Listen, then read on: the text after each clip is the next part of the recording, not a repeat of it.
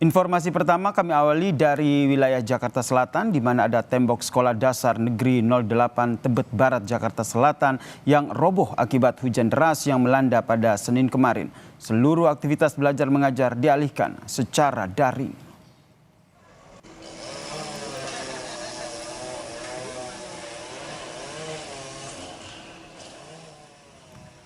Inilah kondisi tembok bagian belakang Sekolah Dasar Negeri 08 Tebet Barat, Jakarta Selatan yang roboh pada Senin malam, saudara.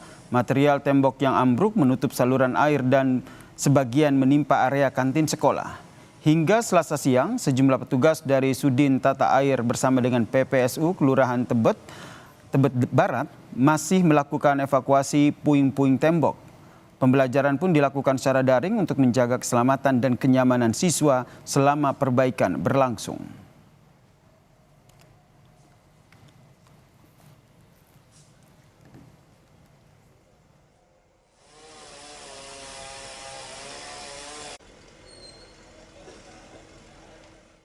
Tembok di bawahnya kan turap. Jadi turapnya itu memang mungkin tergerus air ya karena banjir, gerakan bersuara yang bro gitu ya. Jadi akhirnya dia itu ngecek lah, ternyata temboknya ambruk. Oh itu kantin yang di dalam ya, kantin. Ada berapa kantin Pak? 3.